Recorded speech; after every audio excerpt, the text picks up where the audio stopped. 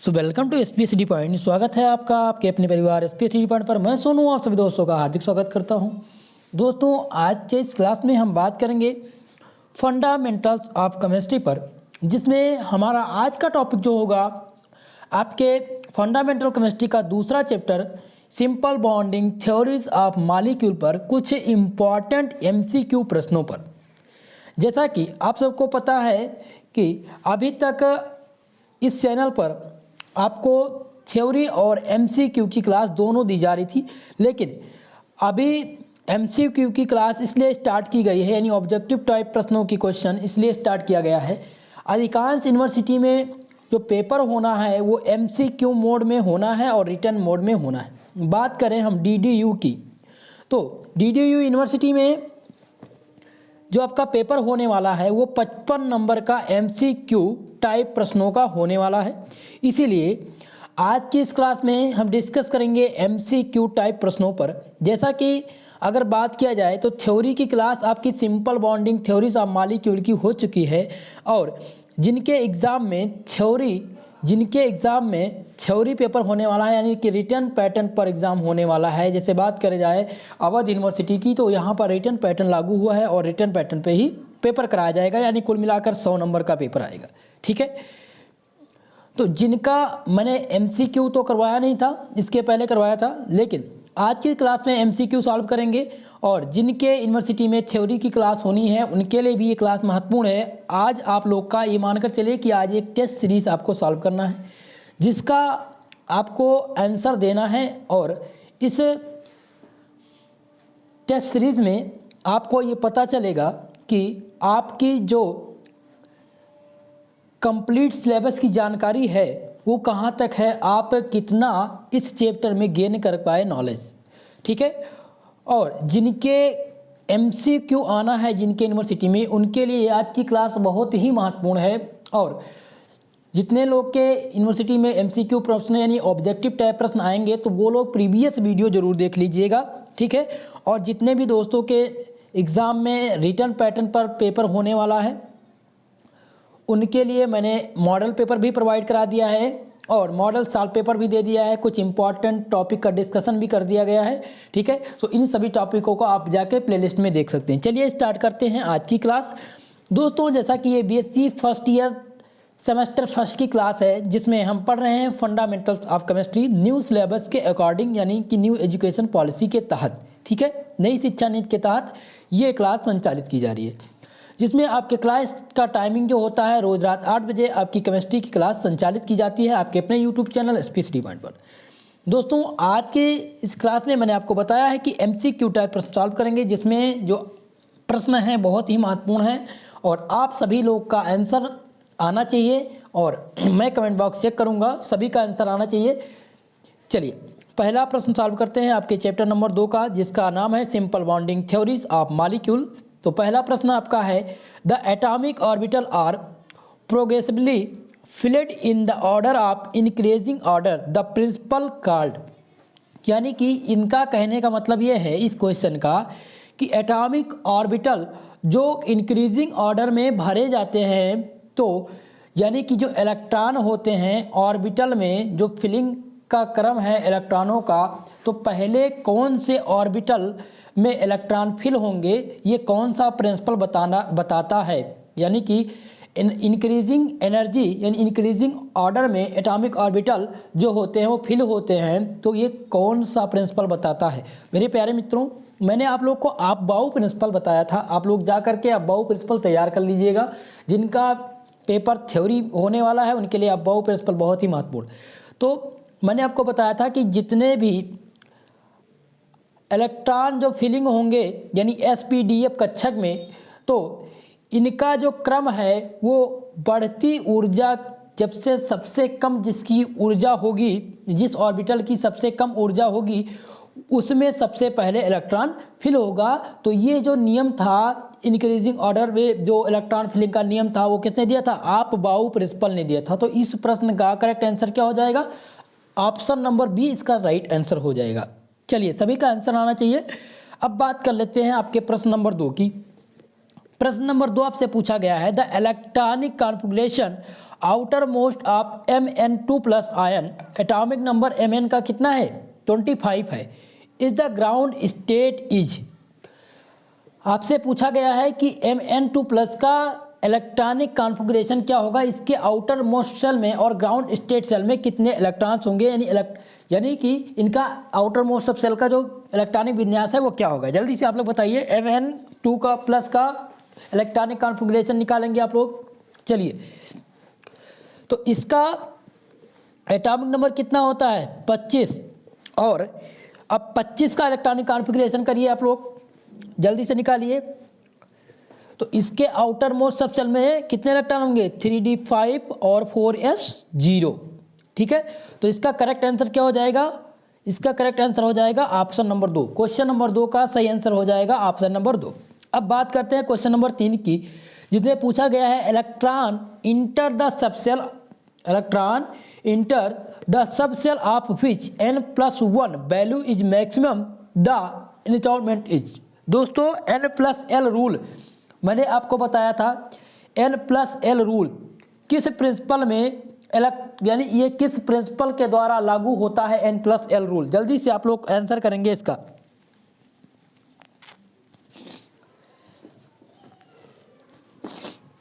इसका correct answer क्या हो जाएगा, देखिए n+l रूल में आप बाउ प्रिंसिपल में n+l रूल की सहायता से हम किसी भी सबसेल की क्या पता करते हैं, किसी भी ऑर्बिटल की क्या पता करते हैं, एनर्जी पता करते हैं। किसी भी सबसेल की हम एनर्जी कैसे पता चलते हैं कि किसकी एनर्जी कौन से ऑर्बिटल की ज़्यादा है, कौन से कक्षक की s की ज़्यादा है कि p की ज़्यादा है कि d की ज़्यादा है। तो ये सब किसकी सहायता से पता चलता है, हमें n+l रूल की मदद से हम फाइंड करते हैं किसी भी ऑर्बिटल की एनर्जी को, ठीक है। तो इसका आंसर क्या हो जाएगा क्वेश्चन नंबर 3 का, इसका आंसर हो जाएगा ऑप्शन नंबर बी, आप बाउ प्रिंसिपल। आप बाउ प्रिंसिपल जो होता है इसकी मदद से हम फाइंड करते हैं, यानी n+l रूल में लागू होता है, ठीक है। चलिए अब 4 नंबर प्रश्न की बात करते हैं। पूछा गया है the bond in the formation of fluorine molecule will be, the bond in the formatting of fluorine molecule will be, यानी बॉन्ड का फॉर्मेशन फ्लोरीन मॉलिक्यूल में कब होता है आप बताएंगे। चलिए इसका आंसर ये भी मैंने आप लोग को बता दिया है। 4 नंबर प्रश्न का आंसर करेंगे कि कब जो है फ्लोरीन मॉलिक्यूल में बॉन्ड का फॉर्मेशन होता है, जल्दी से आप बताइए। तो जब दोस्तों जब pp ओवरलैपिंग होगी, pp ऑर्बिटल की जब ओवरलैपिंग होगी तो हमें क्या प्राप्त होगा, तब हमें फ्लोरीन मॉलिक्यूल में बॉन्ड का फॉर्मेशन होगा, यानी कि ऑप्शन नंबर सी इसका करेक्ट हो जाएगा। 4 नंबर प्रश्न का क्या सही हो जाएगा, ऑप्शन नंबर सी हो जाएगा। चलिए अब हम बात करते हैं क्वेश्चन नंबर 5 की। इसमें दिया गया है sorted C single bond C is present, यानी सी सिंगल बॉन्ड सी में कौन सा संकरण पाया जाता है। तो संकरण कैसे निकालें इसके लिए भी मैंने बता दिया है आप लोग को। जल्दी से आप लोग बताइए कि इसमें कौन सा संकरण पाया जाएगा। मैंने संकरण के लिए आप लोग को फार्मूला भी बता दिया है, तो आप लोग जाकर के हाइब्रिडाइजेशन का यानी वेस्पर थ्योरी का वीडियो देख लीजिएगा, वहाँ से आप लोग को क्लियर हो जाएगा। चलिए 5 नंबर प्रश्न का आंसर करेंगे आप लोग। तो इसमें सी सिंगल बॉन्ड सी में sp संकरण पाया जाएगा। क्या पाया जाएगा, sp संकरण पाया जाएगा मेरे प्यारे दोस्तों। अब हम बात करते हैं क्वेश्चन नंबर 6 की। क्वेश्चन नंबर 6 में पूछा क्या गया है, क्वेश्चन नंबर 6 क्या पूछा गया है, पूछा गया है the pp orbital overlapping in the present of following molecule. देखिए pp ऑर्बिटल ओवरलैपिंग, देखिए इसमें बताया गया है कि जब p और p ऑर्बिटल क्या करेंगे, ओवरलैप करेंगे, तो किसमें प्रेजेंट रहेंगे, यानी किस मॉलिक्यूल में उपस्थित रहेंगे। ये हाइड्रोजन में उपस्थित रहेंगे pp ओवरलैपिंग, या हाइड्रोजन ब्रोमाइड का ओवरलैपिंग होगा, या हाइड्रोजन क्लोराइड या क्लोरीन में। जल्दी से आप लोग को बताना है। ये हो गया हाइड्रोजन, ये हो गया हाइड्रोजन ब्रोमाइड, और तीसरी नंबर ऑप्शन क्या है आपका हाइड्रोजन क्लोराइड HCl, और अगला क्या है क्लोरीन। तो क्लोरीन, हाइड्रोजन HBr और HCl, इन चारों में से pp ऑर्बिटल ओवरलैपिंग किसमें यानी किसमें प्रेजेंट रहेंगे, यानी किसमें उपस्थित है 6 नंबर प्रश्न का। तो मेरे प्यारे दोस्तों ये होगा आपके क्लोरीन में उपस्थित, ये क्लोरीन में उपस्थित होगा। यहाँ पर क्या होता है माइनस चार्ज होता है, और p ऑर्बिटल की ओवरलैपिंग कहाँ होगी, क्लोरीन में प्रेजेंट होती है। यहाँ पर ना तो हाइड्रोजन में होगी यहाँ पर प्लस चार्ज, और यहाँ पर HBr में माइनस चार्ज होगा, लेकिन यहाँ पर जो पॉजिटिव चार्ज है इलेक्ट्रॉन्स अपनी तरफ खींचेगा, ठीक है। तो इसलिए जो PP ऑर्बिटल ओवरलैपिंग होगी वो क्लोरीन में होगी, इसलिए राइट आंसर क्या हो जाएगा क्वेश्चन नंबर 6 का, ऑप्शन नंबर डी हो जाएगा। मेरे प्यारे मित्रों, आज की ये क्लास आपके लिए काफ़ी इंपॉर्टेंट होगी और जितने लोग, सभी लोग का आंसर आना चाहिए, चाहे वो आप थ्योरी पढ़ते हो। देखिए आप थ्योरी कितना तैयार किए हैं इसी सेट में आपको पता चल जाएगा कि आपके जो आपका चैप्टर नंबर 2 है उससे कितने प्रश्न आपको आते हैं, ठीक है। चलिए बात करते हैं 7 नंबर प्रश्न की। पूछा गया है in the N2 molecule the atoms are bonded by. देखिए N2 मॉलिक्यूल में जो एटम्स हैं वो बॉन्डेड यानी कितने बॉन्ड पाए जाएंगे, कितने सिग्मा और कितने पाई बॉन्ड पाए जाते हैं। देखिए सिग्मा बॉन्ड कब बनता है और पाई बॉन्ड कब बनता है, इसके लिए भी मैंने आप लोग को बता दिया है कि कहाँ सिग्मा बॉन्ड होगा, कहाँ पर पाई बॉन्ड। जब सिंगल बॉन्ड होगा तो क्या होगा, यहाँ पर सिग्मा डबल बॉन्ड, तो इसमें एक सिग्मा और एक पाई। अब N2 मॉलिक्यूल का स्ट्रक्चर कैसे बनेगा, जल्दी से आप लोग बताइए। तो इसमें कितने सिग्मा और कितने पाई बॉन्ड पाए जाएंगे, 7 नंबर क्वेश्चन का। तो N2 मॉलिक्यूल का जो स्ट्रक्चर होगा वो इसी तरह से बनेगा, इसी तरह से बनेगा, ठीक है। तो इसमें एक सिग्मा और एक पाई बॉन्ड, यानी कि ऑप्शन नंबर ए इसका सही हो जाएगा। 1 सिग्मा एंड 2 पाई बॉन्ड पाए जाएंगे, किसमें, एक सिग्मा और 2 पाई बॉन्ड किसमें पाए जाएंगे, N2 मॉलिक्यूल में पाए जाएंगे, यानी ऑप्शन नंबर ए आपका सही हो जाएगा मेरे प्यारे मित्रों, ठीक है। स्ट्रक्चर आप लोग N2 मॉलिक्यूल का निकाल लेंगे, लेकिन जब एटम बॉन्डेड होते हैं, यानी बॉन्ड पेयर जब होता है तो यहाँ पर एक सिग्मा, ठीक है, और 2 पाई बॉन्ड पाए जाते हैं मेरे प्यारे मित्रों। ऑप्शन नंबर आपका ए सही हो जाएगा 7 नंबर का। हम बात करते हैं 8 नंबर प्रश्न, बहुत ही महत्वपूर्ण है और आपके एग्जाम में आने की संभावना है। पूछा गया है number of bonds in SO2 molecule में, SO2 मॉलिक्यूल में जो बॉन्ड है वो कितने पाई और कितने सिग्मा बॉन्ड पाए जाएंगे। तो इसका जो स्ट्रक्चर बनेगा वो किस तरह से बनेगा, जल्दी से आप लोग बताइए।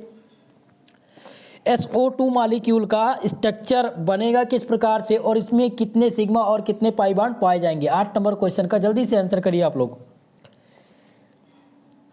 देखिए SO2 का जो स्ट्रक्चर होगा वो किस प्रकार से बनेगा, यहाँ पर एक ऑक्सीजन, यहाँ पर ऑक्सीजन और यहाँ पर एक लोन पेयर बनेगा। यहाँ पर क्या बनेगा, एक लोन पेयर इलेक्ट्रॉन यहाँ पर फिल होंगे, ठीक है। तो इसमें कितना सिग्मा हो गया, इसमें सिग्मा बॉन्ड की संख्या कितनी होगी, जल्दी से आप लोग बताइए। तो इसमें हो जाएगा 2 सिग्मा और 2 पाई बॉन्ड और एक लोन पेयर, एक क्या, लोन पेयर, यानी कि ऑप्शन नंबर सी इसका सही हो जाएगा। SO2 मॉलिक्यूल में 2 सिग्मा 2 पाई और एक लोन पेयर बॉन्ड पाए जाएंगे, यानी ऑप्शन नंबर सी इसका सही हो जाएगा 8 नंबर का। चलिए 9 नंबर प्रश्न की बात करते हैं, जल्दी जल्दी आप लोग आंसर करते रहिए 9 नंबर प्रश्न का आंसर। और आपको वीडियो पसंद आ रहा हो तो प्लीज़ वीडियो को सबसे पहले सभी लोग वीडियो को लाइक करिए और चैनल पर नए हैं तो चैनल को सब्सक्राइब जरूर करिएगा मेरे प्यारे मित्रों। चलिए 9 नंबर प्रश्न की बात करते हैं। पूछा गया है which of the following has P pi and D pi bonding, यानी इनमें से P पाई और D पाई बॉन्डिंग किसमें पाई जाएगी। तो 9 नंबर प्रश्न जो है ये मैंने आप लोग को नहीं बताया है, फिलहाल आप कोशिश करिए, अगर आपने रिपीट किया होगा क्वेश्चन आपका चैप्टर नंबर 2 तो इसमें सिग्मा और पाई बॉन्ड का जब फॉर्मेशन होता है, सिग्मा और पाई बॉन्ड क्या इसका मैंने बताया था, तो इसमें आप लोग को पता होना चाहिए 9 नंबर प्रश्न का आंसर। जल्दी से करेंगे आप लोग। तो इसका जो आंसर हो जाएगा वो हो जाएगा SO3 2-, इसमें पाया जाएगा P पाई और D पाई बॉन्डिंग, यानी ऑप्शन नंबर इसका डी नंबर सही हो जाएगा। चलिए अगले प्रश्न की बात करते हैं। क्वेश्चन नंबर 10 पूछा गया है आपसे the bond angle in water molecule, the bond angle in water molecule nearly and direct bond to water forms of angle. दोस्तों इसमें पूछा गया है बॉन्ड एंगल वाटर मॉलिक्यूल में। देखिए जो पानी में बंद कोण पाया जाता है वो कितना पाया जाता है, अगर बॉन्ड जो है वो डायरेक्टली अटैचड हो तो क्या बता, इसमें क्या कौन सा कितना कोण बनेगा। बॉन्ड एंगल बतानी है वाटर मॉलिक्यूल की, बॉन्ड एंगल। तो मैंने आप लोग को बेंट का रूल बताया था, बेंट का नियम बताया था, तो उसमें बताया था कि जो वाटर में मॉलिक्यूल है यानी पानी है तो उनका जो बॉन्ड होगा वो कितना बनेगा, मैंने आपको डिस्कशन कर दिया था, कैसे निकलता है वो सब बताया था। ठीक है, तो इसका आंसर जल्दी से आप लोग करिए। इसमें 10 क्वेश्चन नंबर 10 का आंसर क्या हो जाएगा? देखिए क्वेश्चन नंबर 10 का आंसर हो जाएगा 104 डिग्री 30 मिनट इसमें कोण बनेगा, यानी ऑप्शन नंबर डी इसका सही हो जाएगा। मेरे प्यारे मित्रों, क्या ऑप्शन नंबर डी इसका सही है 10 नंबर प्रश्न का। चलिए अब बात करते हैं 11 नंबर की। पूछा गया है hybridisation of IF7 molecule is, IF7 में संकरण क्या पाया जाएगा? जल्दी से आप लोग संकरण निकाल के बताएंगे। संकरण निकालने के लिए मैंने आपको बता दिया था कि किस प्रकार से संकरण आपको निकालना है। चलिए जल्दी से बताइए संकरण क्या हो जाएगा इसका। क्वेश्चन नंबर 11, इसका आंसर हो जाएगा ऑप्शन नंबर ए, यानी IF7 में संकरण जो पाया जाएगा वो क्या पाया जाएगा? sp3d3 संकरण पाया जाएगा, यानी ऑप्शन नंबर ए इसका सही हो जाएगा। बात करते हैं क्वेश्चन नंबर 12 की। क्वेश्चन नंबर 12 का आंसर क्या होगा, जल्दी से बताइए। क्वेश्चन नंबर पूछा क्या गया है पहले, the 2 carbon atom in acetylene are, acetylene में जो 2 कार्बन एटम हैं उसमें हाइब्रिडाइजेशन क्या होगा, यानी संकरण क्या होगा? एसिटिलीन का संकरण आप लोग को बताना है। क्वेश्चन नंबर 12, चलिए ऐसा करेंगे आप लोग। तो एसिटिलीन में जो संकरण पाया जाएगा वो पाया जाएगा sp हाइब्रिडेशन, यानी sp संकरण पाया जाएगा आपके एसिटिलीन में। क्वेश्चन नंबर 12 का जो आंसर हो जाएगा वो ऑप्शन नंबर सी हो जाएगा।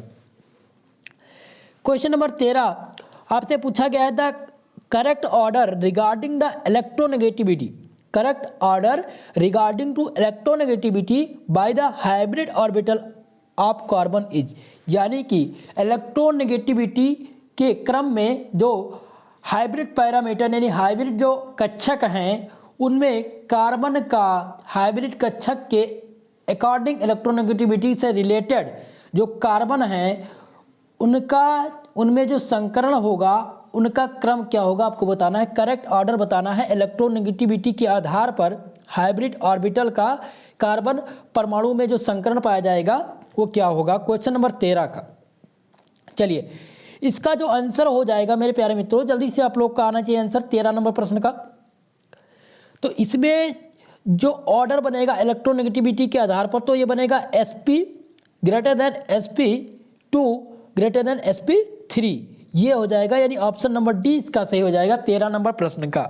इलेक्ट्रोनेगेटिविटी के आधार पर जो संकरण बनेगा उनका जो करेक्ट ऑर्डर है वो हो जाएगा sp, इसके बाद में sp2, इसके बाद में sp3। ठीक है, ये तो सभी जानते हैं कि सबसे पहले sp, sp2, sp3। चलिए हम बात करते हैं 14 नंबर प्रश्न की। पूछा गया है in the diborane the HBH bond angle क्या दिया गया है 120, द हाइब्रिडाइजेशन ऑफ बोरान्स लाइक, यानी कि बोरान का हाइब्रिडाइजेशन बताना है मेरे प्यारे दोस्तों, और जिसका बॉन्ड एंगल कितना है 120 डिग्री दिया गया है। इसमें संकरण क्या पाया जाएगा, इसमें संकरण जो बनेगा बोरान का क्या बनेगा HB और यहाँ पर हाइड्रोजन। ठीक है, तो इसमें बताना है कि बोरान का संकरण क्या हो जाएगा 14 नंबर प्रश्न का। ये सब मैंने आपको निकालना बता दिया है तो आप लोग को पता है, जल्दी से आप लोग आंसर करेंगे 14 नंबर का। मेरे प्यारे दोस्तों 14 नंबर प्रश्न का सही आंसर हो जाएगा ऑप्शन नंबर सी, बोरान में sp3 संकरण पाया जाएगा। क्या पाया जाएगा sp3 संकरण पाया जाएगा मेरे प्यारे मित्रों। ठीक है, चलिए अब 15 नंबर प्रश्न की बात करते हैं। पूछा गया है which of the following hybridisation has maximum s character, किस संकरण की जो S कैरेक्टर है वो अधिक होगी मेरे प्यारे मित्रों, बताना है 15 नंबर प्रश्न का आंसर। तो 15 नंबर क्वेश्चन का करेक्ट आंसर क्या हो जाएगा, इसका आंसर हो जाएगा ऑप्शन नंबर सी हो जाएगा sp संकरण, यानी कि sp संकरण की जो S कैरेक्टर है वो सबसे अधिक होगी। S कैरेक्टर सबसे अधिक किसमें होगा sp संकरण में अधिक होगा मेरे प्यारे मित्रों। तो इस प्रकार से ऑप्शन नंबर सी आपका सही हो जाएगा 15 नंबर क्वेश्चन का। अब हम बात करते हैं आपके 16 नंबर प्रश्न में, जिससे पूछा गया है आपसे PCl5 molecule is a result of hybridisation of. देखिए PCl5 मॉलिक्यूल में जो संकरण है वो कौन सा संकरण पाया जाएगा मेरे प्यारे मित्रों। तो ये मैंने आप लोग को बता दिया, जिस दिन मैंने वेस्पर थ्योरी आप लोग को बताई थी तो मैंने निकालना बता दिया था पीसीएल मॉलिक्यूल का जो ज्योमेट्री है वो क्या होगी और इसका संकरण क्या होगा। संकरण के आधार पर ही किसी भी मॉलिक्यूल की ज्योमेट्री हम फाइंड करते हैं। तो कैसे बताएंगे, चलिए 16 नंबर प्रश्न का बताएंगे आंसर आप लोग, किसमें PCl5 मॉलिक्यूल में कौन सा संकरण पाया जाएगा। 16 नंबर प्रश्न का आंसर करेंगे आप लोग। चलिए, तो इसमें जो संकरण बनेगा आपका वो क्या बनेगा, sp3d संकरण बनेगा। क्या बनेगा, sp3d संकरण बनेगा मेरे प्यारे मित्रों। ऑप्शन नंबर 20 का सही हो जाएगा 16 नंबर प्रश्न में मैंने आप लोग को बताया कि PCl5 मॉलिक्यूल का जो संकरण होगा वो sp3d होगा। लेकिन इसको मतलब संकरण निकालने के लिए मैंने आप लोग को फार्मूला बताया था जब वेस्पर थ्योरी में पढ़ा रहा था, संकरण यानी हाइब्रिडाइजेशन बता रहा था, तो मैंने आपको फार्मूला नोट करवाया था। वो फार्मूला मैं एक बार फिर से आप लोग को बता देता हूँ, आप लोग नोट कर लीजिएगा। फार्मूला होता है Z = 1/2 number of balance electron in central atom plus positive charge minus negative charge plus monovalent atom. इसको नोट कर लीजिएगा आप लोग, ठीक है। एक बार मैं फिर से रिपीट कर दे रहा हूँ कि Z = 1/2 number of balance electron central atom plus, अगर मॉलिक्यूल पे जैसे दिया गया है PCl5 मॉलिक्यूल, यहाँ पर माइनस चार्ज हो यहाँ पर प्लस चार्ज हो तो उनको भी ऐड किया जाता है। लेकिन यहाँ पर क्या है, कोई भी पॉजिटिव और कोई भी निगेटिव चार्ज नहीं है। फिर भी जो फार्मूला है उसको नोट करना है, positive charge plus negative charge plus monovalent atom, ठीक है, यह फार्मूला है। तो आखिर में मोनोवैलेंट एटम क्या होते हैं, जो मोनोवैलेंट एटम होते हैं वो क्या होते हैं, तो ऐसे एटम जिनके बैलेंस सेल में जो इलेक्ट्रॉन की संख्या है वो क्या हो, 1 हो, तो उन्हें हम क्या कहते हैं, मोनोवैलेंट एटम कहते हैं। एग्जाम्पल के लिए हाइड्रोजन, क्लोरीन, ब्रोमीन, आयोडीन, ये क्या है, ये मोनोवैलेंट एटम है मेरे प्यारे दोस्तों, ठीक है। अब हम देखिए, जब मैंने फार्मूला बताया Z, तो Z क्या है, Z होता है sum of bond pair plus lone pair, ठीक है।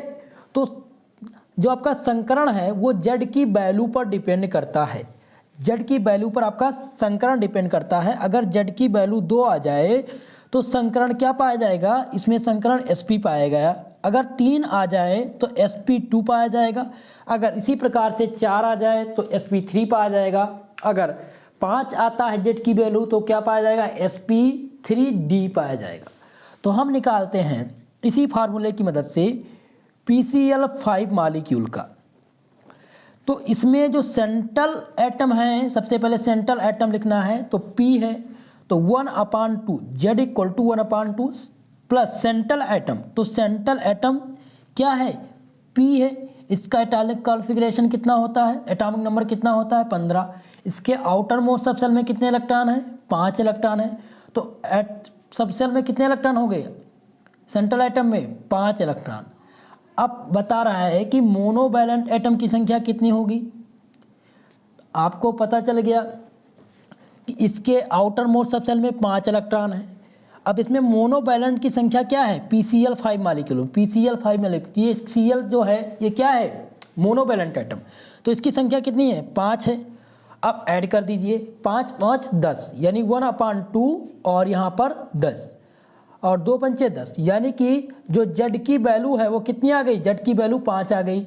तो जब Z की वैल्यू 5 आएगी तो इसमें संकरण क्या पाया जाएगा, इसमें पाया जाएगा sp3d संकरण। तो इसी प्रकार से आप किसी भी मॉलिक्यूल का संकरण निकाल सकते हैं मेरे प्यारे दोस्तों। इतनी बात समझ में आ गई। चलिए अब हम आगे बढ़ते हैं, 17 नंबर प्रश्न को सॉल्व करते हैं। पूछा गया आपसे कि विच of the following statement is true for ammonium ion. Ammonium ion के सापेक्ष में कौन सा स्टेटमेंट सही है, आपको बताना है। क्वेश्चन नंबर 7, ऑप्शन पहला दिया गया है ऑल बॉन्ड आर आयनिक, दूसरा है all bond are coordinate covalent, C number option है hydrogen atom are situated at the corners of square. D number है H atom are situated the corners of tetrahedral. आपको बताना है कौन सा statement इसमें सही है अमोनियम के सापेक्ष में 17 नंबर प्रश्न का। मेरे प्यारे दोस्तों, तो अमोनियम आयन के सापेक्ष में आपका ऑप्शन नंबर डी सही हो जाएगा, क्योंकि अमोनियम आयन में जो हाइड्रोजन एटम होते हैं वो सिचुएटेड होते हैं, व्यवस्थित होते हैं कहाँ पर, कॉर्नर पर, और टेट्रा जो उसकी ज्योमेट्री होती है वो टेट्राहेड्रल की ज्योमेट्री होती है। ठीक है, तो इस प्रकार ऑप्शन नंबर डी इसका सही हो जाएगा 17 नंबर का। अब हम बात करते हैं 18 नंबर प्रश्न का। पूछा गया आपसे the correct order toward the bond angle. Bond angle के आधार पर जो संकरण है उसका सही क्रम क्या होगा, कि बॉन्ड एंगल के आधार पर कौन सा संकरण सबसे पहले आएगा, इसके आपको बताना है, क्रम बताना है। ठीक है, चलिए 18 नंबर प्रश्न का जल्दी से आप बताइए, बॉन्ड एंगल के आधार पर कौन सा संकरण सबसे पहले, उसका ऑर्डर क्या सही है। Question number 18।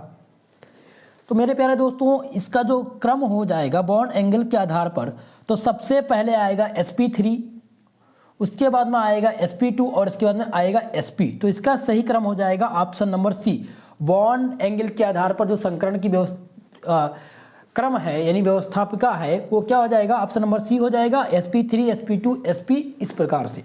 ठीक है, यानी ऑप्शन नंबर सी इसका सही हो जाएगा। चलिए हम बात करते हैं 18 नंबर प्रश्न की। 19 नंबर प्रश्न बात करते हैं। पूछा गया the shape of ammonium molecule is. Ammonium molecule का फार्मूला अमोनिया मॉलिक्यूल NH3, इसका पूछा गया है कि शेप क्या होगा। तो कैसे आप निकालेंगे, कैसे आप ज्ञात करेंगे, जल्दी से बताइए। सबसे पहले आप क्या करेंगे कि Z की वैल्यू निकाल लेंगे और संकरण ज्ञात कर लेंगे। ठीक है, संकरण के आधार पर आप बता देंगे कि अमोनिया मॉलिक्यूल का जो संकरण है वो क्या होगा। सबसे पहले बताइए NH3। NH3 में जो संकरण है यानी Z की जो वैल्यू है वो 4 है। Z की वैल्यू 4 आएगी तो संकरण क्या पाया जाएगा, sp3 पाया जाएगा।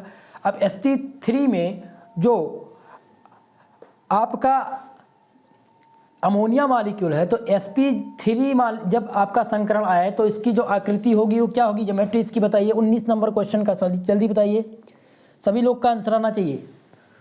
तो इसमें एक प्रकार से टेट्राहेड्रल ही बनता है, लेकिन जब भी आपका अमोनिया मॉलिक्यूल शेप ज्ञात करना होगा, ज्योमेट्री ज्ञात करनी होती तो क्या होता है, टेट्राहेड्रल। अगर लेकिन इसमें शेप बताना है तो क्या होगा, ट्राइगोनल पिरामिडल।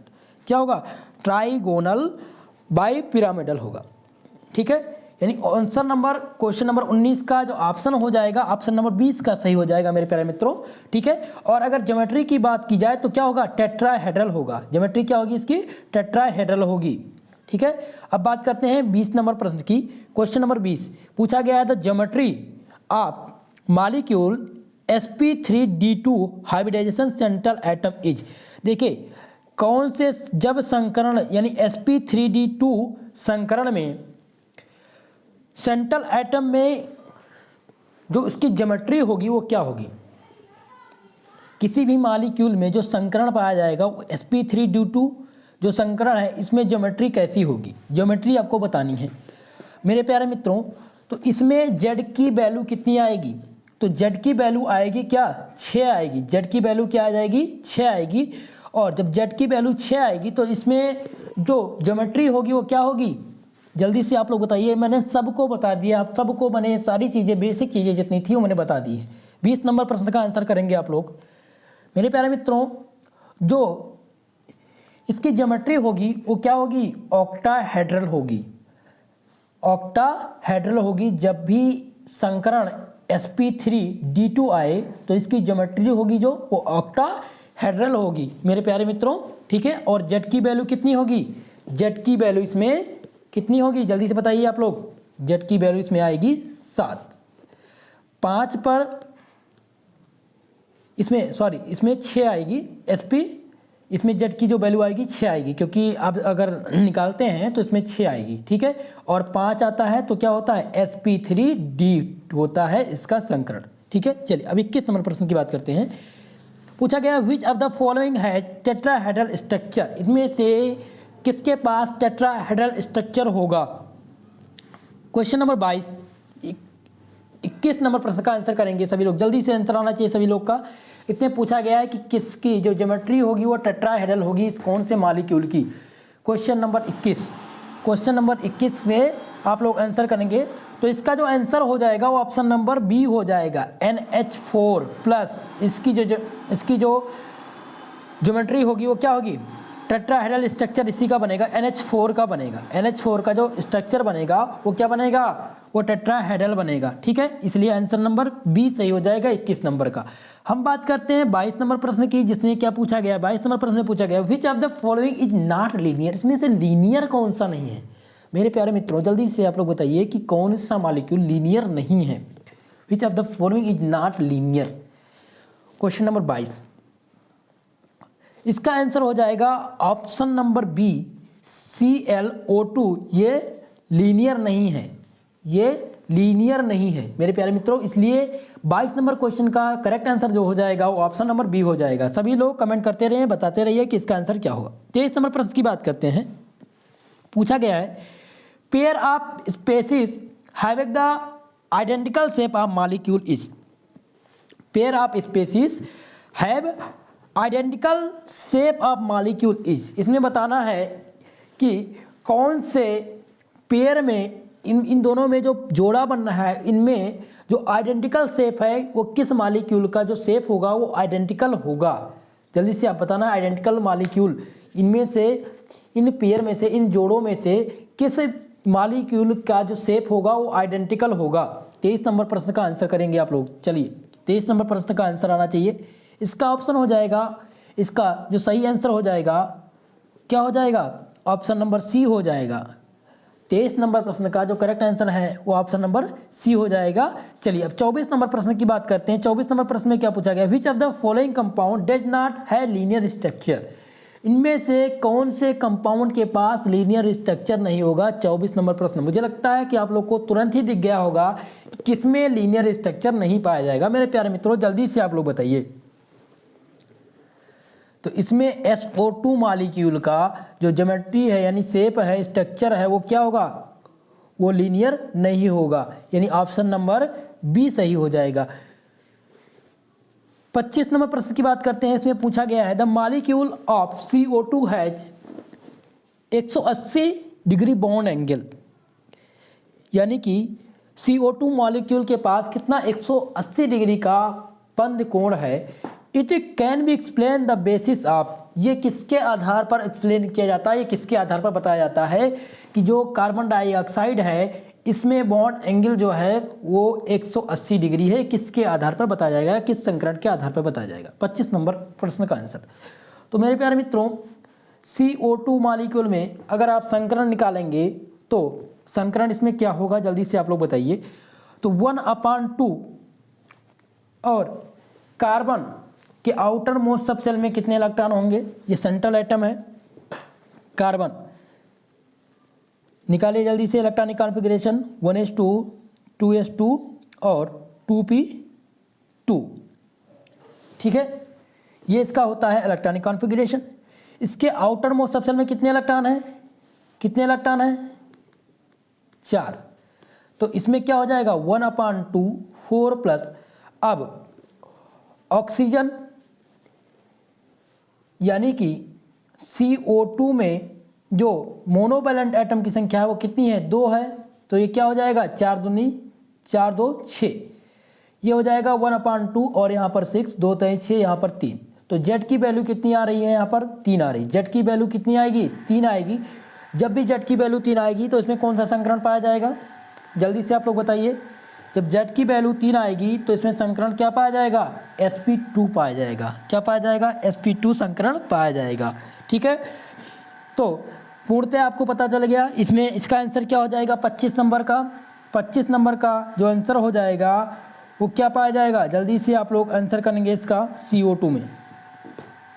चलिए इसका आंसर आप लोग बताएंगे कि ये क्या मैंने जो आपको बताया है ये करेक्ट आंसर है CO2। इसका Z की वैल्यू आप सबसे पहले Z की वैल्यू निकालेंगे, उसके बाद में आप लोग क्या करेंगे, Z की वैल्यू निकालने के बाद इसको सॉल्व करेंगे और इसमें बताएंगे कि कौन सा संकरण पाया जाता है, ठीक है। चलिए 25 नंबर प्रश्न का सही आंसर क्या हो जाएगा वो आपके कमेंट के आधार पर बताया जाएगा। 26 नंबर प्रश्न की बात करते हैं। पूछा गया है in CO2, CH4 and CH3 plus the hybridisation of carbon atom are, यानी कि इन तीनों में CO2, CH4 और CH+3 में जो संकरण है वो प्रत्येक सेंट्रल आइटम में कार्बन का जो परमाणु संकरण होगा वो क्या पाया जाएगा। जल्दी से आप लोग बताइए 26 नंबर प्रश्न का आंसर।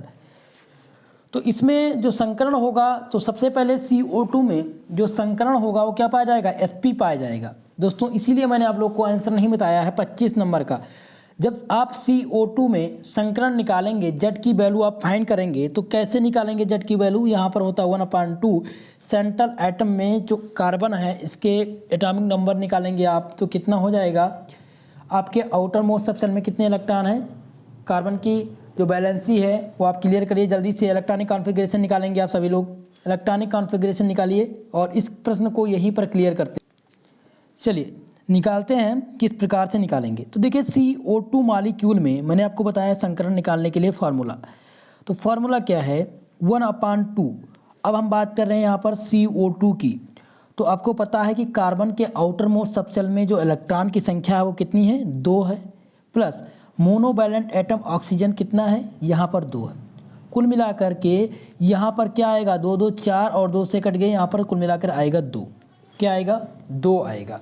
देखिए यहाँ पर आया 4 और 2 से काट देंगे, यहाँ पर आएगा 2। तो कुल मिलाकर जेड की जो वैल्यू आई 2 आ गई।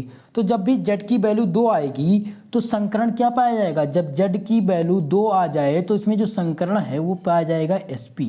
ठीक है, अभी मैंने आप लोग को क्या बताया था, जेड की वैल्यू Sp3 Sp2 बताया था, लेकिन मेरे प्यारे दोस्तों जब जेड की वैल्यू यहाँ पर आ गई 2 तो आपका जो संकरण है वो Sp ही ना पाया जाएगा। इसलिए जो आपका CO2 है, कार्बन डाइऑक्साइड है, इसमें जो संकरण पाया जाएगा मेरे प्यारे मित्रों वो क्या पाया जाएगा, Sp2 नहीं पाया जाएगा, Sp संकरण पाया जाएगा। क्या पाया जाएगा, Sp संकरण पाया जाएगा। ठीक है, जब भी जेड की वैल्यू 2 आ जाए तो जो संकरण है वो क्या पाया जाएगा, Sp संकरण पाया जाएगा। इसलिए करेक्ट आंसर हो जाएगा 25 नंबर का आपका ऑप्शन नंबर सी। अब बात करते हैं 26 नंबर प्रश्न की। तो जब CO2 का संकरण मैंने बताया आपको Sp, तो CH4 मॉलिक्यूल का जो संकरण होगा वो क्या होगा, जल्दी से आप बताइए।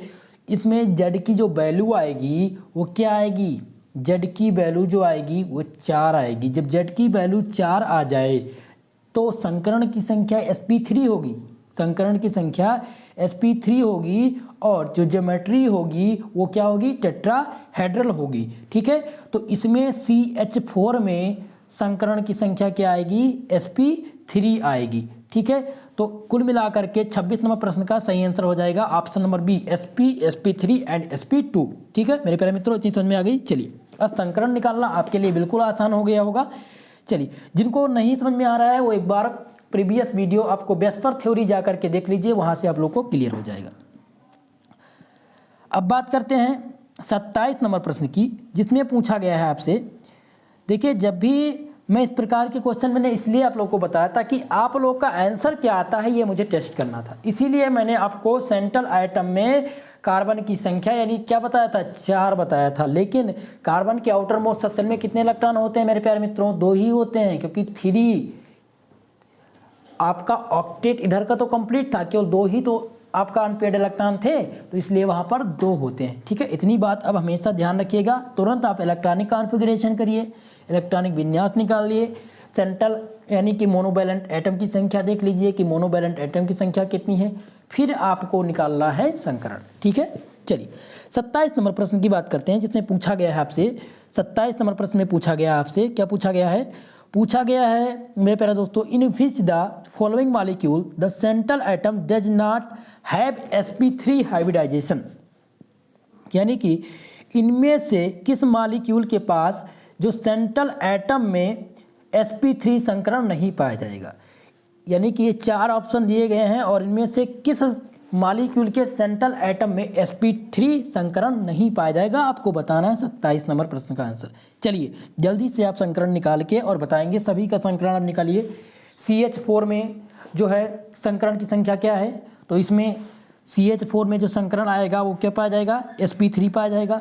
अगर हम बात करें SF4 में, तो SF4 में क्या पाया जाएगा, जल्दी से आप बताइए, 26 नंबर प्रश्न का आंसर करेंगे आप लोग।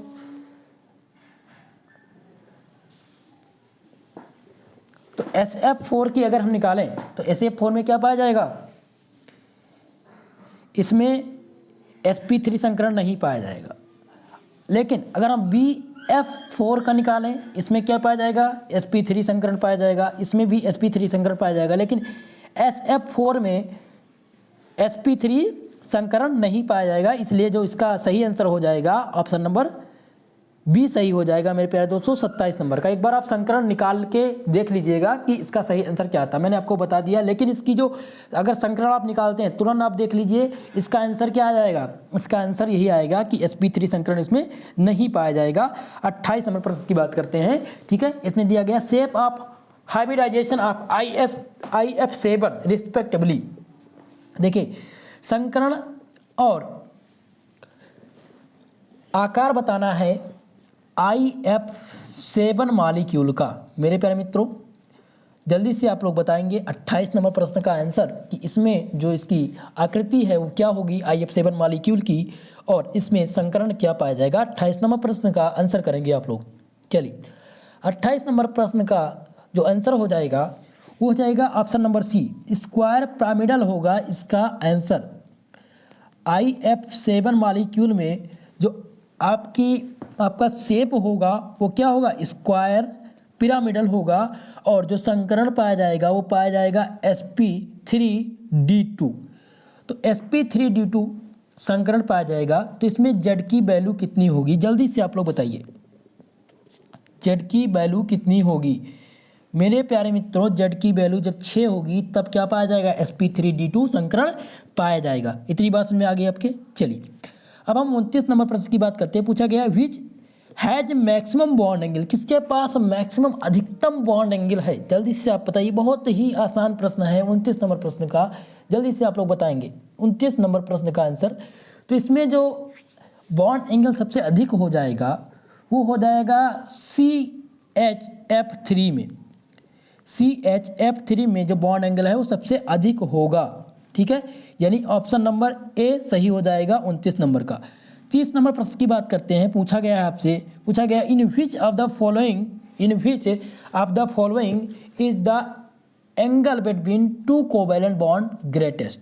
इनमें से किसके पास कोवैलेंट बॉन्ड अधिक होगा, यानी कि आपको बताना है in which of the following the angle, यानी bond angle between two covalent bond, दो कोवैलेंट यानी दो सहसंयोजक बंधों के बीच में जो कोण बनेगा वो किसमें अधिक होगा, इन मॉलिक्यूल में। 30 नंबर प्रश्न का आपको बताना है। तो इसका आंसर क्या हो जाएगा, किसमें अधिकतम बॉन्ड एंगल पाया जाएगा 30 नंबर प्रश्न का। तो इसमें CO2 में अधिकतम बॉन्ड एंगल पाया जाएगा, इसलिए आपका सही आंसर हो जाता है ऑप्शन नंबर ए। मेरे प्यारे मित्रों आज इस क्लास में केवल 30 प्रश्नों को हमने चुना था, और ये आपके 30 इम्पॉर्टेंट प्रश्न बहुत ही महत्वपूर्ण थे। और मैंने आपको बताया है कि आपके एग्ज़ाम में आपका इनऑर्गेनिक का टॉपिक बहुत ही महत्वपूर्ण है, जिसमें से आपका पहला chapter molecular polarity and weak chemical force, और जो दूसरा चैप्टर है आपका simple bonding theories of molecule, ये दोनों बहुत ही महत्वपूर्ण हैं आपके एग्ज़ाम की दृष्टि से। इससे अधिकांश प्रश्न पूछे जाएंगे। तो ये मानकर चलिए कि आज जो मैंने 30 प्रश्न दिए हैं इसमें से ये मानकर चलिए कि आपके 5 क्वेश्चन आने ही आने हैं, तो इसलिए आप इसको तैयार कर लीजिएगा। बॉन्ड एंगल किस प्रकार से आपको फाइंड करना है ये मैंने बता दिया है, संकरण किस प्रकार से निकालना है ये भी मैंने आप लोग को बता दिया है, साथ ही साथ डाईपोल मूवमेंट के बारे में मैंने बता दिया है, डाईपोल मूवमेंट किस प्रकार से फाइंड करेंगे आप लोग इसको भी मैंने बता दिया है, बैलेंस बॉन्ड थ्योरी भी बता दिया गया है, आप बाउ प्रिंसिपल जो सबसे महत्वपूर्ण है ये भी मैंने डिस्कस कर दिया है। तो आप लोग ये सारी क्लासेस देख लीजिएगा।